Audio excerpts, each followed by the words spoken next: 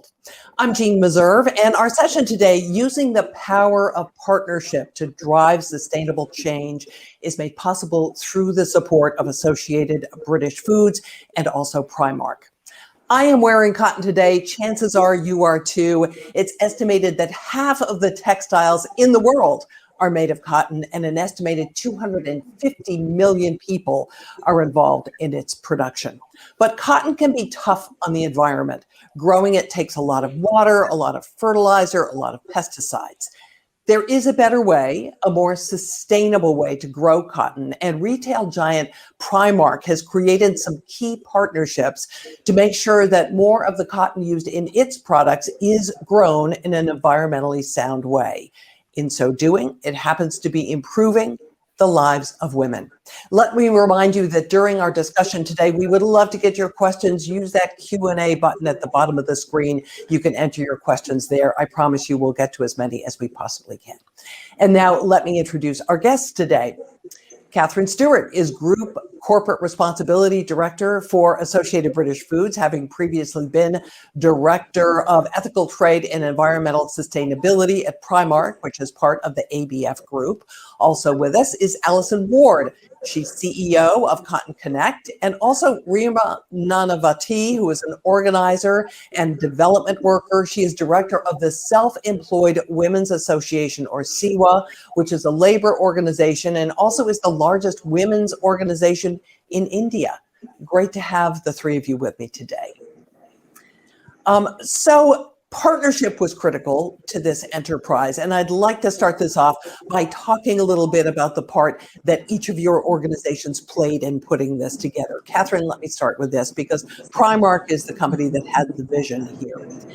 Yours is a value fashion brand, and the fashion industry has come under a lot of scrutiny for its environmental impact. McKinsey estimated recently that 4% of greenhouse gases are emitted by the fashion industry, 38% of those from growing the raw materials. So I wanted to know if information like that is what inspired Primark to undertake this effort. Thank you, Jeanne, and thank you, everybody, for the invitation to speak to you about this wonderful programme today. I think personally, it's probably one of the things I'm most proud about that we've achieved at Primark over the years of having our ethical trade and environmental sustainability programme. It really builds from the fact that we've spent a long time looking at both the social impacts and environmental impacts of us as a business over many years. And why did we start this programme? Cotton is by far and away the biggest fibre that we use at Primark. It's over 50% of the fibre mix that we use. And when we started to think about the environmental impact of fibres, which is the significant contributor of both environmental impacts but also emissions in terms of the Primark supply chain, cotton was the place to start. Now, because we'd been working on our programme for a number of years, we knew that we would have to work locally, but also have the right technical expertise. And when we started the programme in 2013, we were really very lucky to be able to work with Reema and SEWA, who we'd already been working with actually for a number of years prior to that in Delhi, doing handwork on garments, but utilise the network of SEWA, and Reema will talk about this, but it's a very wide network and all their experience in agriculture, at that stage not in cotton, but in agriculture, and marry that with all the expertise of CottonConnect and that sort of agronomy expertise around growing cotton. So that sort of technical knowledge with local knowledge. And I think that is very much the model that we work with at Primark. It's about technical knowledge, but that is essential to success, is having that local knowledge and understanding on the ground. But Katharine, just to follow up with you just for a minute, but your inspiration was doing this, was you realized you were having an environmental impact and you wanted to reduce that, right? Yeah, I absolutely. But I think for us, it's very much, we tend to not look at things as siloed, because social and environmental impacts generally are very entwined. And I feel It's one of the areas I feel really strongly about, because you so often hear people talking about environmental issues or social issues, and the two things have got to be thought about as entwined together.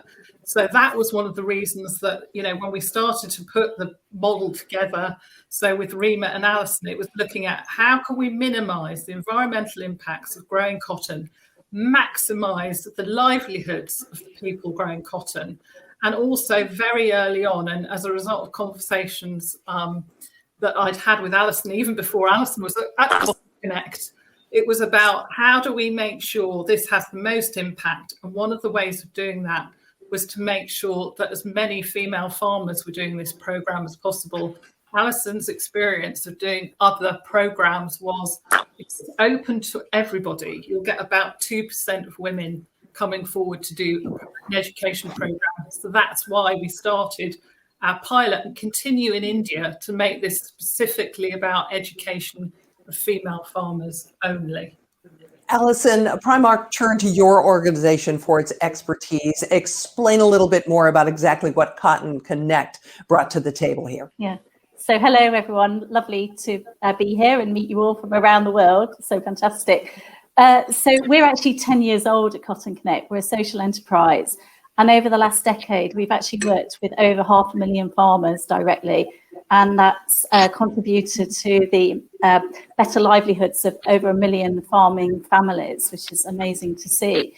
And I think there are three aspects, and Katharine's really touched on this already, that we bring to this partnership. And this is called the power of partnership. And I think that's what we really see here between the three organisations.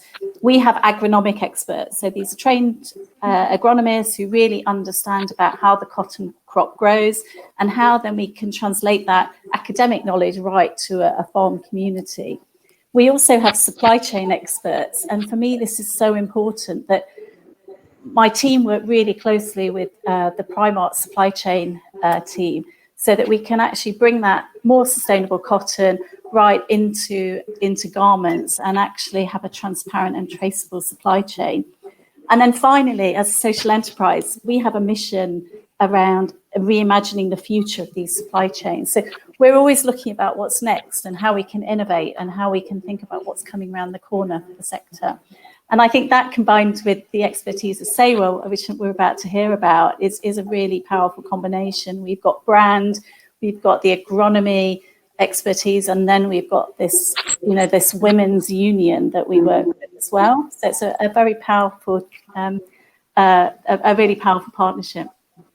Reema, SEWA is the organization that took this knowledge from CottonConnect and made it accessible to the farmers, particularly to the women farmers. Explain to us how you did that. Thank you so much, and it's wonderful to be sharing this experience. And I think CottonConnect provides us with the training material, the training modules, and which we then convert it into a very easy to learn approach. And so we train a cadre of field executives, they are called as. We call them in our local dialect as master trainers.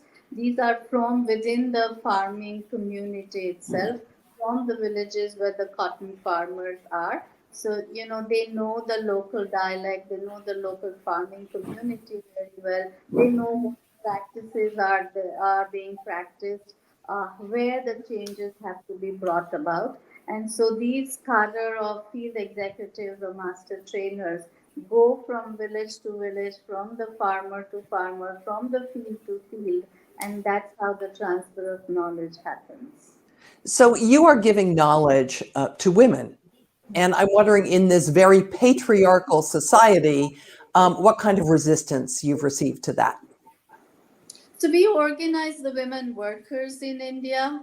And I think I would like to say that we are not a feminist organization, and therefore in all our work, especially in the rural communities, we take a family as a unit of organizing, but under women's leadership. And farming is a family occupation, but women are not really recognized as farmers. When you say a farmer, immediately what one imagines is a male farmer. But here it is the women who are the master trainers who sit in the community, and these are the women who sit with the women. And when the women start really sharing something which is making sense, and when it's adopted by maybe a few farming families, and when they see that what kind of benefits or what kind of advantages it is bringing, then I think more and more women and their families start practicing it. So that's the whole approach that we have. It's women to women learning, it's peer learning, and that's what we practice.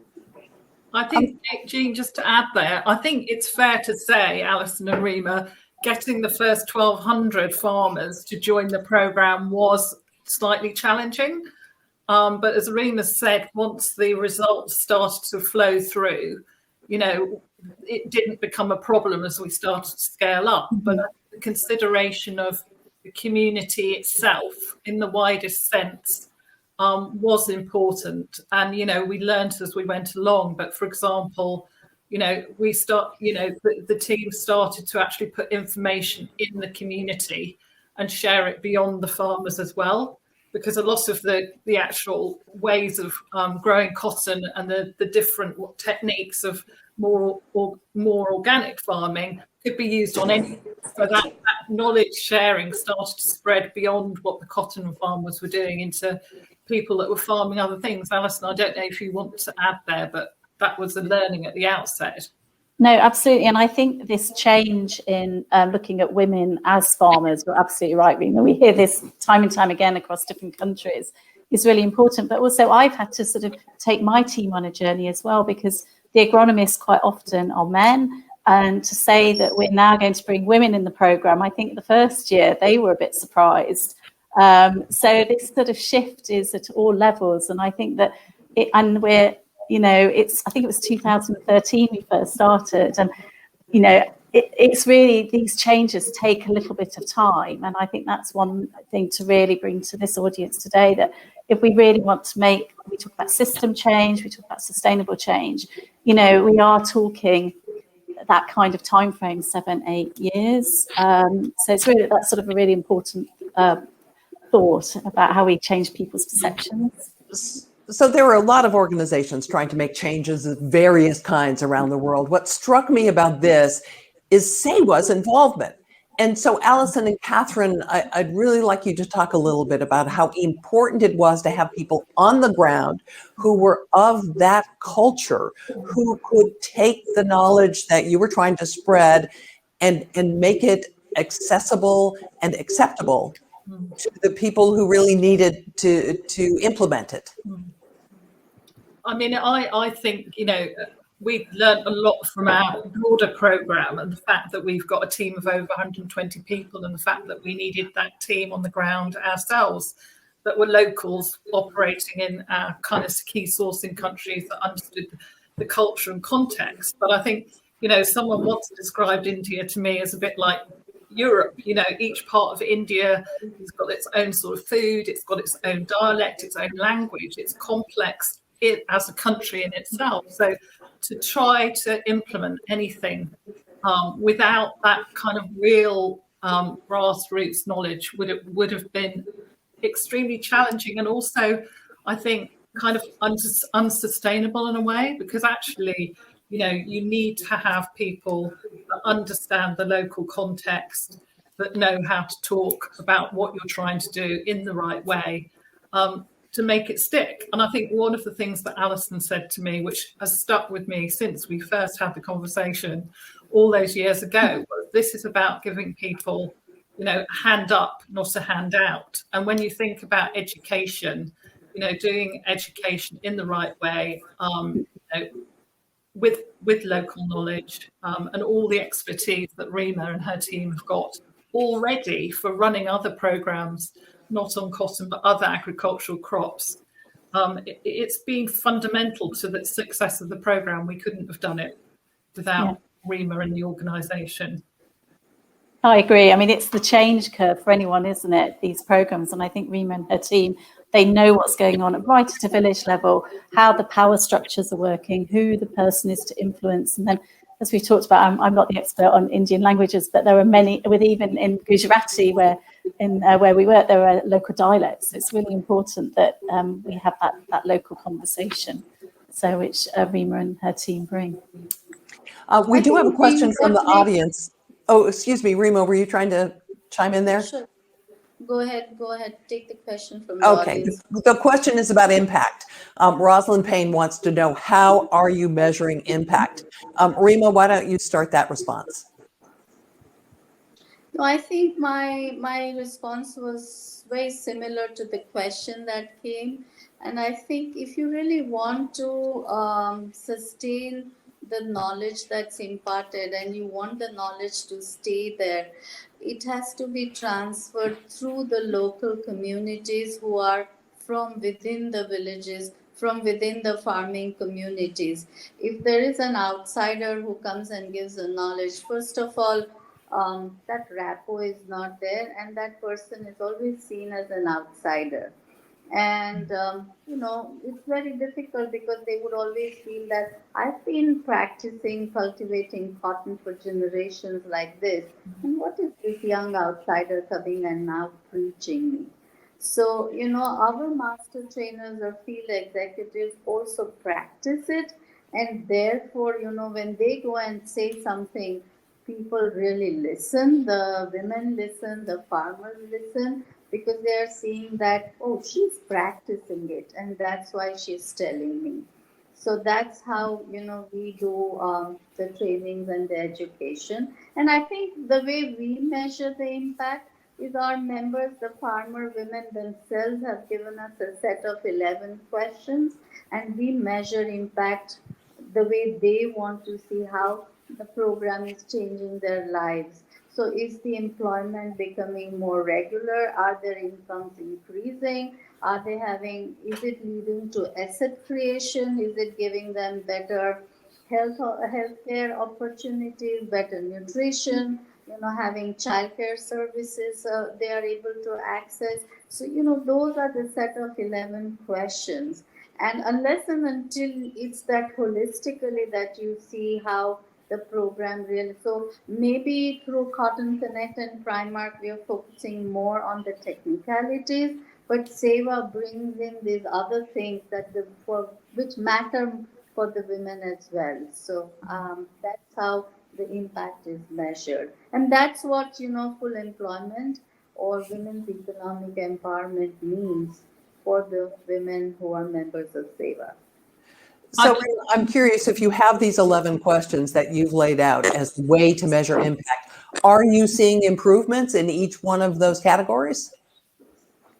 Yeah, definitely. Otherwise, why would the women want to join the program, or the program wouldn't have scaled up? So as Katharine was saying, we just started a small pilot with 1,250 women farmers, and today we have reached almost up to 98,000 women farmers. So of course, it was a process, and the process has to be at the pace of the women farmers themselves. But that's why the program has scaled up. So definitely. And we can also quantify, because women now have increased yield in their farm. Their input costs have gone down, and therefore women have started saving. So each of the women farmer has a savings account. SEWA has a bank of its own, it's called SEWA Bank. So each woman now has a savings account, and so that's the asset creation. It's capital formation at the household level, and then they are able to have better access to healthcare services, better nutrition. So we do measure those things every year on a systematic basis as well. I think just to add, Jeanne, there, just some specifics around that. I think right from the outset, being able to start to measure the impact of what we're doing was really critical to how we set up the program. And I have to say, it's kind of continuing to evolve in terms of what we're measuring. But from the outset, it was those environmental impacts and livelihood from the point of view of income. So just to give you a summary of the impact in India. So we've seen a 40% reduction in the use of chemical pesticides.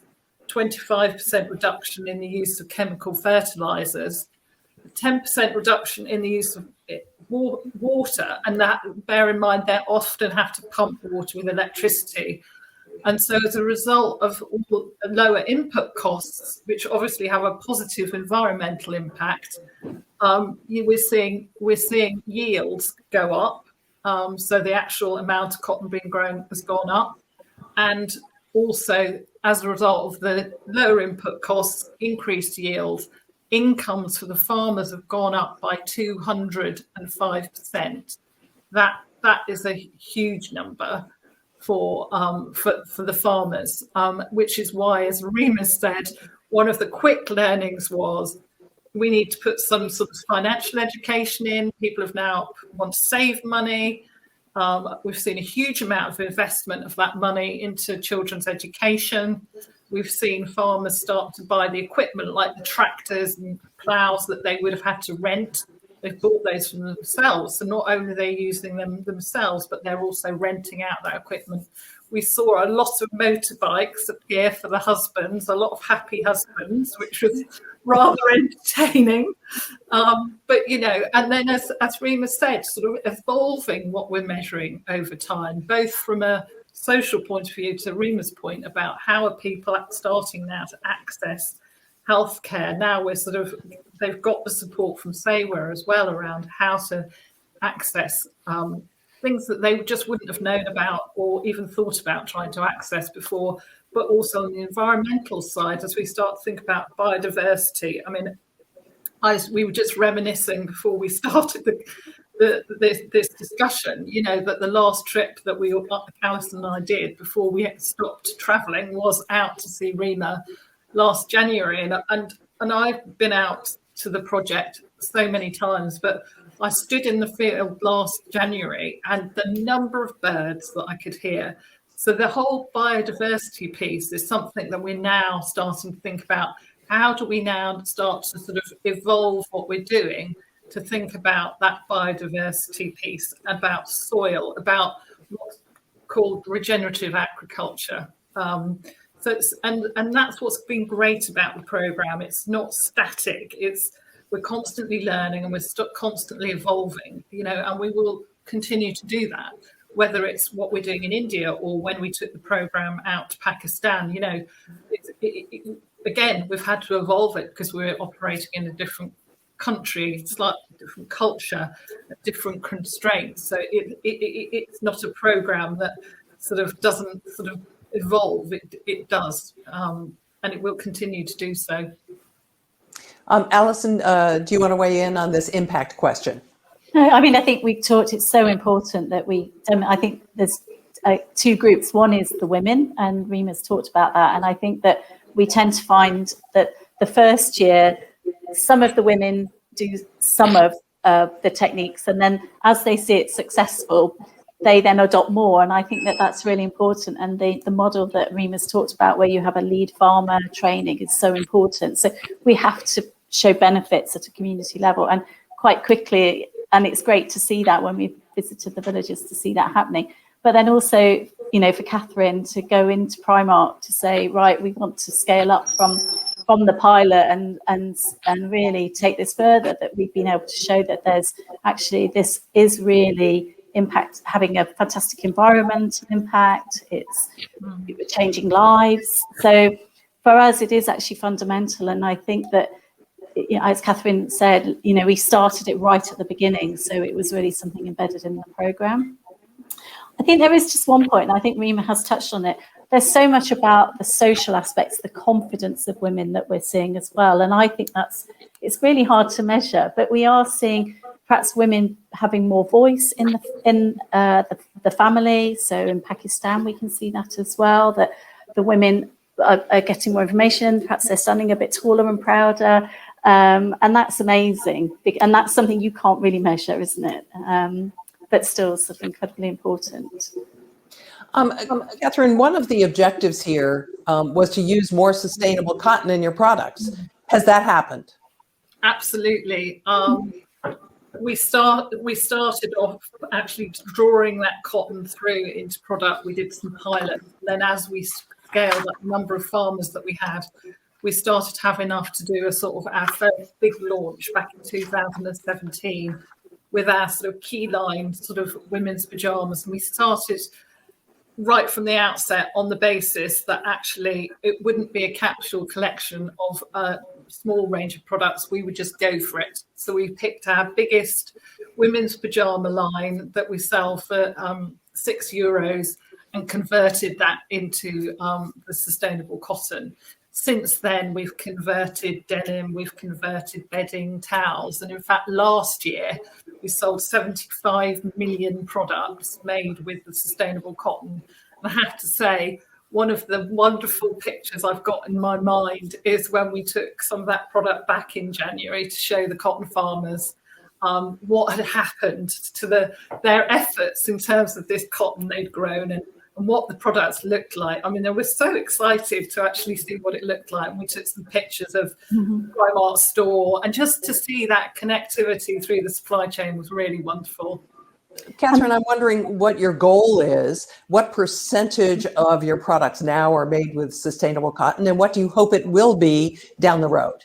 Yeah, I mean, we're working as hard as we can. I think the cotton, we're using as much of the cotton as is being grown. And, Reema talked about we're sort of scaled up so far to sort of about 98,000 farmers. We've committed to 160,000 farmers by 2022, which is not that far away, but we've learned a lot now about how we scale up. The ambition for the business is to be at 100% sustainable cotton, but that is going to take us a little bit of time to get there. But we're working really hard at doing that. And as I say, the program continues to evolve in terms of how we're going to achieve that. But for us, I mean, it's hugely exciting now. Customers have responded really well to it. I think, we've got some fantastic information on our website. There's a wonderful film. And I think, when people are buying product and they can actually see how buying that product's benefiting the people through the supply chain, it's great, and our customers really like it. I mean, transparency of the supply chain was another key factor in doing it in this way, and why we went and designed our own program rather than following some of the other programs that were there, because we wanted that complete line of sight, really, from the farming community all the way through to the store. We know where everything is every step of the way, and I think for us that was quite fundamental to this program. And I wanted Alison to weigh in on that supply chain question and how challenging it is to create that kind of transparency when you're dealing with a commodity like cotton. Yeah, absolutely. And I think it was a conversation Katharine and I had back in 2012 where everybody said, you can't do it. It's not possible to trace cotton. It's too opaque. And we just took some steps. And I think, again, if you're in organizations looking at these kind of programs, take a step and start doing it. And we were able to work from the bottom of the supply chain, so starting with the farmers and then connecting that fibre. But I mean, I think for me, this is where Primark really challenges the sector, because they have been able to create impact at a farm level, really work with communities, but also create this, to pull this right into their supply chain. And I think it's incredible, actually. And I think for the rest of the sector, I think it's something that's really needed, because we can't just create the fibre, and work in communities. We really have to really change that supply chain. So now Primark really can have direct conversations with each step of their supply chain.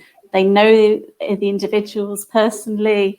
There's an ability to pick up the phone to anybody at any point in that chain. So, which is incredible, actually, as a business. And I think, all kudos to Katharine and her team. The business at Primark is so engaged in this. And we've had great visits when we're able to visit.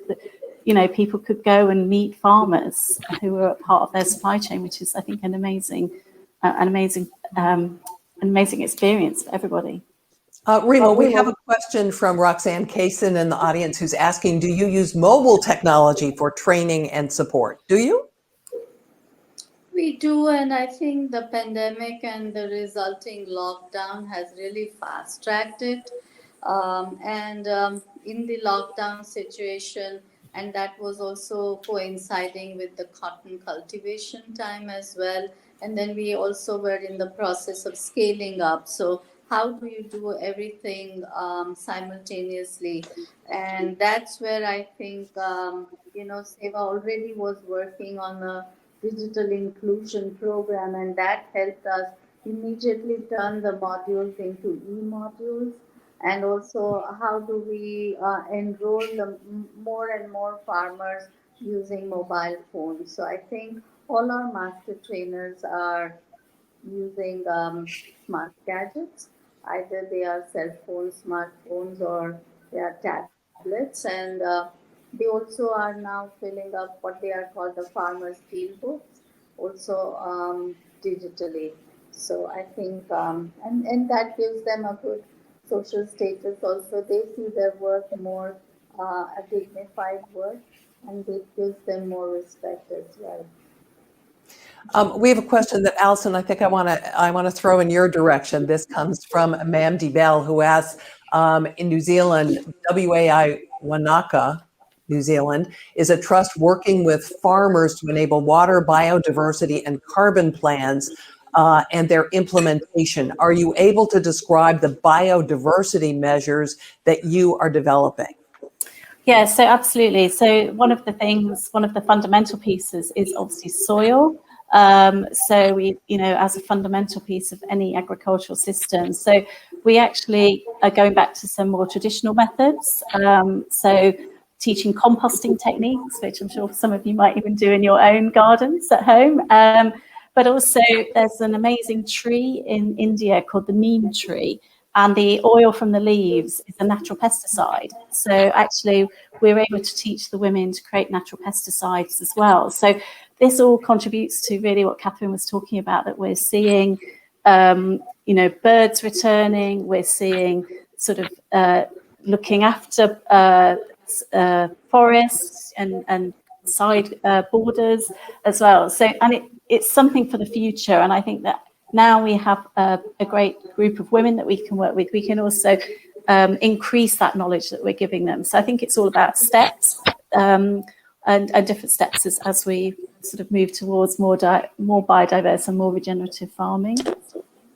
Reema, one of the challenges facing farmers in many parts of the world is climate change. Is this program giving farmers in India tools to cope with the immediate impacts and the longer term impacts of climate change? I would say yes and no, because I think the program does help in reducing the input costs and also gives them trainings on certain pest control measures, so that, as a result of climate change, cotton crop also goes through a lot of infestations through certain pesticides, and how do you enrich the soil as well. But I think there are many climate shocks that these farmers suffer, and therefore SEWA is now embarking, because it's no point that you train the women field executives, you train the women farmers, you change their farming practices, you make it more sustainable, but there's one climate shock and it wipes them out completely. And we experienced that last year, we experienced it this year, followed by a lockdown where the cotton markets were all closed down. So there was a market shock again. And so we are setting up a livelihood resilience and recovery fund for the cotton farmers or for the small farmers as well. And I think that's how, through the program, what the farmers are now seeing is that how you treat your farm as an enterprise. So every farmer or every cotton growing farmer is also an entrepreneur. But an entrepreneur therefore also has to work on risk mitigation measures. And that's what we would be working on in the coming months and years as well. And I think the pandemic has really made this need much more urgent and much more dire as well. Alison, I think that CottonConnect has looked at this climate change question. Tell me what you found. Yeah, absolutely. And I think there's been a lot of discussion on the environmental impacts of climate change. But as Reema's talked about, we're really seeing the social impact, the impact on people's lives. So last November, we conducted some focus groups with partners of which they were one in India and Pakistan. And we were really finding that, we talked about erratic monsoons, so perhaps there's flooding or water at the wrong time. We've seen the locust attack that came in last year. Fortunately, we were really lucky, actually, that the cotton hadn't been planted and grown. Otherwise, we'd have seen a real devastation. We're seeing more pests coming through that we have to adapt to, perhaps with hotter weather. I mean, parts of India got to 50 degrees. Sorry, that doesn't translate for the US audience, but it's really hot. So the burden really falls on women. And so perhaps they have to work longer hours to fetch water. Perhaps they're seeing a decrease in productivity if they have cattle. They might be working longer in the field and longer at home. So we feel, and like Reema, it's really something we need to begin to look at, because I think we're already seeing some of the little shocks. And what we don't want is a big shock into the system, because we already see that, these farmers are vulnerable. And I think Reema, we saw in the shutdown of the cotton market was really dramatic in India. People just could not trade the cotton for a little while everybody sort of balanced out through the closures through the pandemic. So it's great to see that's what SEWA are doing here as well. And obviously we want to support them with that. And Katharine, this is one of your priorities, right? To deal with the climate question writ large. Absolutely. And I think, this is one of many programs that we've got that are focused around, the impacts of not only what we do as a business, but also reflecting back on what are going to be the implications of climate change. But, resilience, and particularly whether it's in, workers in factories in terms of their skills, or whether it's the cotton farmers that we've got that we're working with through Reema's organisation. I think the one word for me now that I kind of constantly think about is resilience, whether it's financial resilience or sort of, their own capabilities in terms of dealing with some of these things. What can we do in terms of all our programs to really think about that word resilience, and what does that look like in the context? So it's definitely a key focus for us now. Reema, we have a question from Nancy who asks, are the cotton farmers burning crops and producing smoke that impacts the environment in an adverse way? Is that happening? No, I don't think so, because I think through the program, I think the farmers are able to harvest cotton not once, but 3 to 4 times. And the stock that remains in the field, it's being cut, and it is used to make fodder, because it's then chopped into small pieces, and it is also used into making pellets, and also mixed with cow dung cakes and used as a fuel. So they don't burn it in the field and create a lot of smoke. So that is taken care of in a very systematic way as well. I mean, it's quite incredible, actually, that, as Reema said, the stalks are composted essentially, and the farmers have been taught how to create good compost. And one of the things they get out of the compost is what's called worm water. So there's worms that are introduced into the compost, and then this liquid comes out of the worm water, and they can use that as a pesticide and as a fertilizer. It's got to be one of the most useful things. But the other aspect, which is interesting, so when the cotton ball is picked off the plant, there are seeds within the cotton. And when that cotton goes to the next stage of the production, the supply chain, which is called ginning, those seeds are removed. And actually what happens to those is those seeds are then pressed to make oil, which is then used. And then those seeds are compressed again and used for feeding the cattle that most of the farmers have. Now, what's wonderful, and I found this out again in January last year, was that the seeds from our cotton, the cows particularly like it. So when people come to buy the cattle fodder, they want the Primark cotton program cattle fodder because the cows like it much better, and I can imagine why. It's been grown in a much better way. But so it's almost like every single part of the cotton plant is used, which is incredible, really. Alison, I've seen you nodding through this conversation. You want to add on? No, I just think it's fantastic to see the changes over the last since 2013. So incredible to see, and obviously the question about burning. We do know that does affect the environment. So it's really good to see that. And then the changes in practices, and of course it's called cake actually that the cattle eat, so we have the best cake as well. So, Alison, I'm curious. You're promoting the use of these organic, natural methods, as opposed to what had been used in recent years, which was a lot of fertilizer and pesticides. People sold those fertilizers and pesticides and made money from that. And I'm wondering if you've gotten resistance from that sector. Not particularly, actually. And I think that certainly in India, the government has been really increasing knowledge about the right pesticides to use. And then we really say to farmers, we don't promote a particular pesticide if one is needed. And we say to the farmers, it's a bit like if you cut your finger, you don't go to the hospital.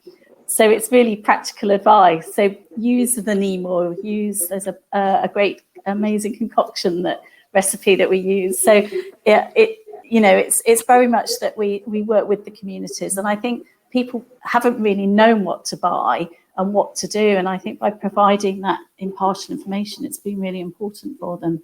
I mean, one key part of the education is actually showing the farmers what's a good pest and a bad pest. So using small pheromone traps in the cotton fields, and which catches whatever's flying around, and then actually showing the farmers, the different types of pests. They've got information that they can use that shows them, if it's this particular pest, you could use cow dung. So there's a concoction with cow dung that could be used.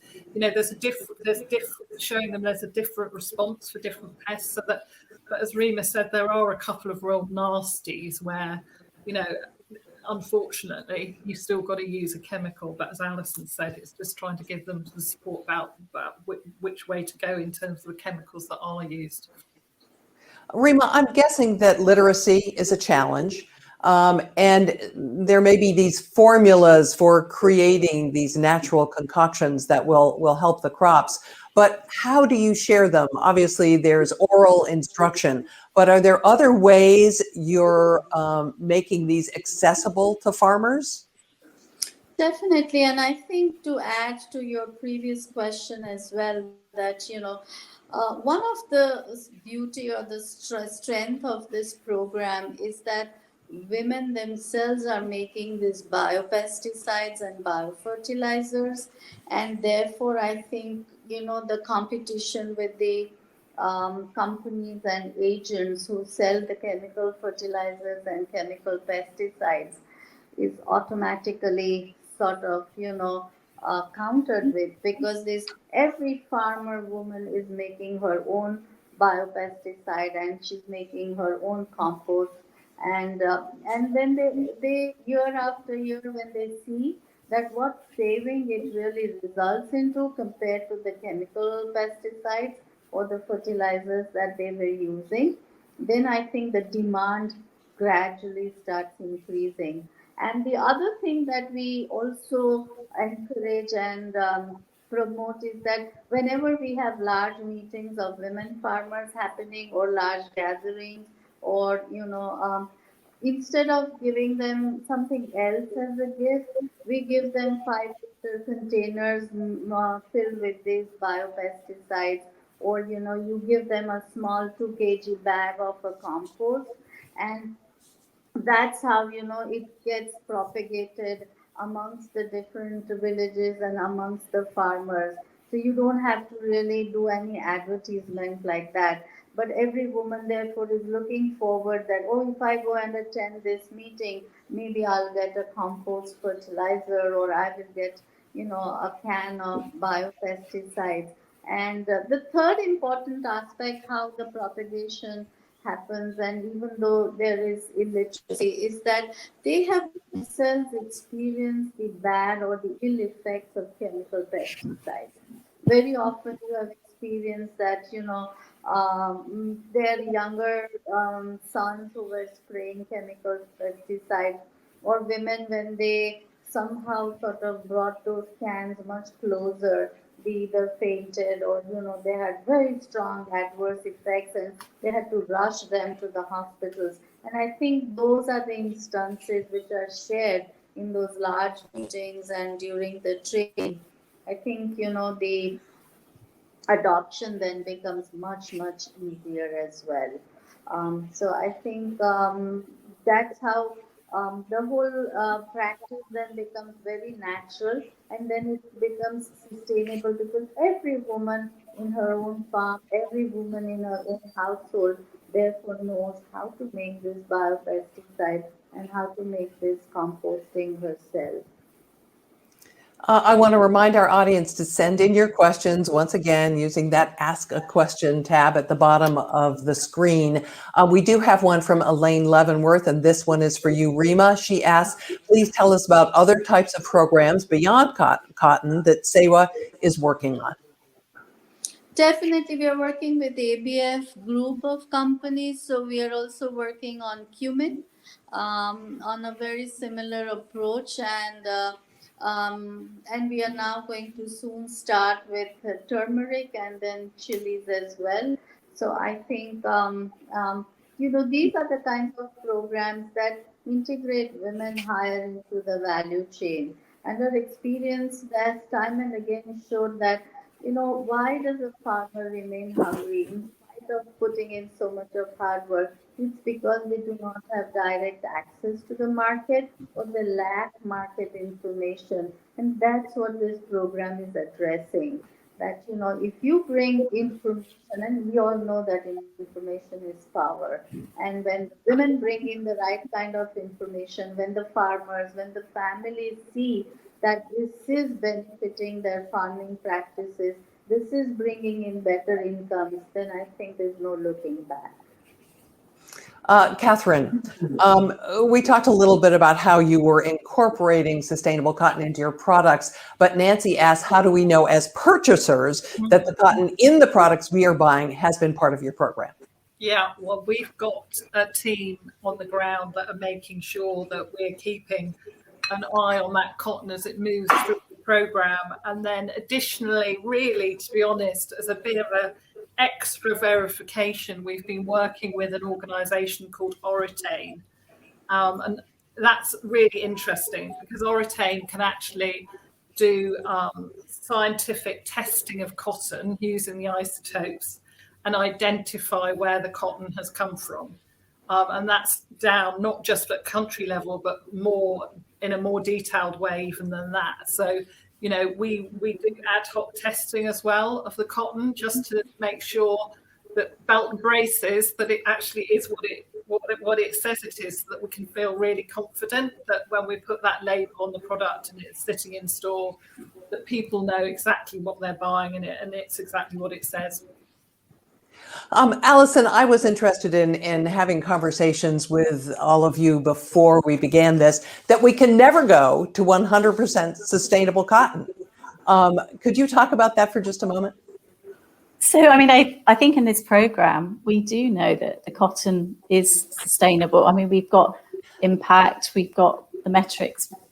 But when you're creating, as I understand it, the fibers that are used in textile production, for instance, recycling cotton is limited, right? You can't do that endlessly, which is what I think many of us think when we think sustainability. We're thinking, oh, we bring our old jeans into the store and that cotton gets used again and again and again. There are limits to that, correct? Well, that's probably really one for Katharine. I'm not really the recycled cotton expert. Okay, talk to me about that. But I think in terms of our program, we spent, as Katharine talks about, this isn't just a random claim we're making. We know what's happening at each stage, and we're not satisfied there, we will go further. So whether it's Oritam, whether it's looking at different aspects of the supply chain. So for me, that credibility is so important, because it's sort of at the heart of what we do, whether it's the credibility with the women, whether it's the ginners, whether it's the spinners, it's really important. So, but I don't, Katharine, you're the expert on recycled cotton. I didn't phrase the question as clearly as I should have. It isn't that it can't all be sustainable. I guess it's that we can't recycle indefinitely. Isn't that right, Katharine? Please tell me I'm right. Well, there are limitations. So as you recycle cotton, and we do some recycled cotton within our ranges as well, but as you recycle cotton, what they call the staple length of the cotton fibre gets broken down. So generally speaking, if you want to have a recycled cotton yarn, it does need to be mixed with an element of new virgin cotton yarn. So what we're doing, for example, where we're doing recycled cotton as part of the Primark range, we're mixing it with cotton from our Sustainable Cotton Programme as the sort of carrier fibre, so that we can do that. But obviously, if it was then to go through again the cycle, the fibre will just gradually get shorter. So there is probably an infinite number of times you can recycle it, but it's just about, you've just got to always really, to a large extent, have a certain amount of new fibre in there for the fibres we need. So for what we need for clothing, but obviously, for stuffing of bedding and things like that, eventually, once it's really at the end of its life, the cotton, it can be used for purposes like that. So I think you can get quite a lot of life out of cotton, and we're on that recycling journey already at Primark, looking at that in conjunction with what we're doing with Reema, and I think the two things sit side by side really well. Katharine, I'm wondering, imitation is the sincerest form of flattery. Are you finding that other fashion brands are following your lead? Well, I think perhaps that's one for Alison, but I think there's a lot more interest in the fact that it's very holistic, that we've taken and looked at it through the lens of environmental, sustainable and social impact. I think that's one thing. And the other thing is the transparency of the cotton. I think that's something that actually people are now seeing the value of doing. But maybe if I hand back to Alison. Yes, absolutely. And I think that, we've deliberately, for this programme, I think, are talking a bit more about it now, because we really wanted to have the results to share. So, and it's great to see that other brands and retailers are really looking at this. So absolutely, in terms of women, is obviously really powerful as well. So Reema, great to see that that's really coming through. Transparency and traceability is an absolute must. And I think that's across commodities. It's not just cotton. And then, this idea that we can just have a single focus on cotton, because we know that farmers don't just grow cotton, they grow the cumins, they grow the other spices. So we need to, as a sector, begin to think a bit more broadly about this resilience piece, because of how farmers operate. So, but yeah, we're definitely seeing some great moves, so which is really exciting. And as Reema said, within the wider group of ABF, we've now got a programme going on in terms of spices. So the model is fantastic. So it works for cotton, and it works for these other areas as well. Mandy Bell has another great question. She says this is an amazing circular program in so many ways, but alongside the positive outcomes, she asked, could you comment on the main challenges and barriers to progress? Reema, why don't we start that with you? I think the challenges and the barriers, I think one of the challenges that how do you build the resilience of the farmers, the women farmers especially, and that's what the urgency of it is there. The second is at the policy level, because India is very rapidly going through some reforms in farming and agriculture. And I'm very worried that, we do all these things and suddenly there is another company which comes on for contract farming, and that enters into huge contract for cotton. The benefit of it may go away to somebody else. So those are some of the reforms that have come about, are some of the barriers or the challenges. And the third and the most important is the environmental regeneration, because water scarcity, water is depleting very rapidly, and how do you address otherwise farming would also be at risk as well. So these are some of the barriers and challenges. Of course, we have organized women, but if women were not organized, I'm sure the program may not have scaled up this rapidly. So I think that definitely needs to be considered, that organizing is the key. And if we haven't organized the women, and if we haven't looked at the holistic development, then just having a technical training program may not bring the desired results that we may have. Alison, challenges? I mean, I think we talked a little bit about at the beginning of this program, everyone said it wasn't possible. And I think that, and I've talked about the change curve that people go through, and there's always early adopters and there's always people that who say just isn't possible. So I think it's about really, and I think the power, again, we talked about the power of partnerships, is that across the three organisations, we've been able to work together to address some of those challenges, especially when it comes to looking at the supply chain, because I think there you've got some, the trading may have been happening for generations in a particular way, and we're going in and asking people to do things differently. So, but I think between us, we've really been able to address that. And I think, in any innovation, in anything that is about changing systems, there's sort of some persistence needed, which I think, and I think for Katharine and I, neither of us like the word no, which our teams sometimes get a bit, okay. So we sort of have to, that idea, okay, we haven't done it this time, we are going to do this, and what's the way around this barrier, and how can we work together to do it? So there's a sort of a steely, I think all of us actually are quite very determined women. So I think that's been quite important for this partnership. Katharine, barriers? Yeah, I think,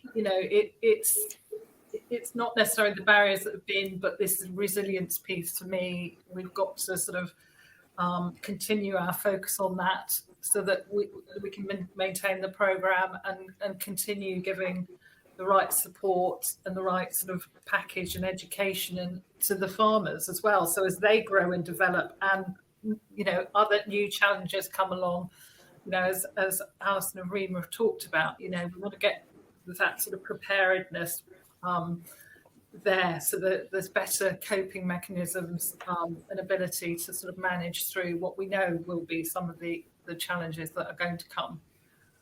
We have a couple of questions here from the audience that I'd love to get to. Actually, both of these from Inez. She asked, does the silk or the wool industry follow any kind of sustainable practice? And also, what about the fashion leaders using sustainable products? Katharine, do you want to try that one? Well, we don't do a huge amount of silk and wool, so I might hand that one to Alison. But I think, for me, when we think about sustainable products at Primark, paramount, whatever the material is this important for us around this transparency, so that the claims that we are making, we can be really confident. And I think, as a kind of industry, being really clear about what the claim is in the first place. And I think that's probably one of the challenges the industry needs to address, is what does sustainable mean? It's a really overused word, but what does it mean? And be really clear about what that is. And that's work to be done on that. But also then, once you're making a claim, are you really, really clear about what that looks like when you look down the supply chain? I think for me, that there's a lot of work going on, and we're in a lot of collaborative forums with other similar, our peers. We don't do everything in isolation, and we are sharing the work that we've been doing in terms of this program. Anybody that wants to come and talk to myself or Alison or Reema, we're not hiding what we're doing. We're very open about it. And there are lots of sort of activities going on across different platforms in terms of similar work on different fibres. But Alison, I don't know if you want to pick up on this. Yeah, I know it's almost on time. Textile Exchange is doing a lot of work on other fibres, if you want to check that out. And there's actually piece silk, it's called, where the worms are allowed to escape rather than sort of dying as part of the process. So, but yeah, so if you check out Textile Exchange, that's where there's a lot of work going on, other fibres, if you want to look at that. We're coming to the end of our time, and I wanted to get a sense of each of you of what comes next. Do you expand this program? Reema, you've talked a little bit about expanding it into spices. Is there something beyond that that you envision as the future growing out of this program? Reema, let me start with you. Definitely, and I think this is an excellent partnership, and therefore I think what I would love to see, and that's what I dream, is that how do you integrate these women higher into the value chain and not just remain farmers? And that's my dream. Alison, looking forward? Yeah, I mean, I think for me, it's this resilience and holistic approach we talked about, but also really getting quite granular at every step of the supply chain and really making sure that at each step that we have really looked at practices and changed practices as well. Katharine, your end goal, and I'm curious if it's around sustainability or it's around women and improving their lives. Tell us. I think if you look, for me, it's about improving women's lives, because by improving women's lives, it will improve the children, the communities, and that's one of the things that moves me most, I think, when I go into the farming communities, is to meet some of the children that, you know, maybe were children of the farmers back in 2013 that are now, you know, going on to college, becoming teachers, wanting to become doctors, the opportunities that have opened up for them, and those that want to stay because they've now got a micro enterprise in terms of the cotton growing. You know, it's not about subsistence farming. So I think scale up for me, we are kind of looking at new countries, and obviously we're continuing to scale up in India. And then I think that the evolution of the programme, you know, as Reema talked about in terms of this resilience, but also looking at the biodiversity side of the environmental piece as well. So we can make sure that the farmer's going to be able to continue to grow cotton for many years to come. And thank you so much, Reema Nanavaty, Alison Ward of CottonConnect, Katharine Stewart of Primark. Appreciate hearing about this wonderful program today.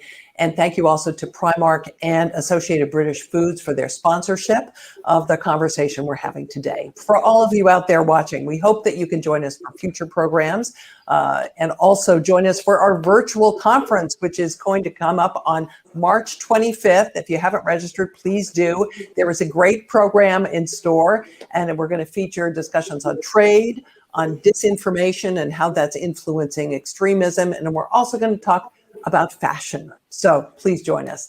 I'm Jeanne Meserve in Washington. Thanks for joining us. And please, all of you, stay healthy. Thank you. Thank you.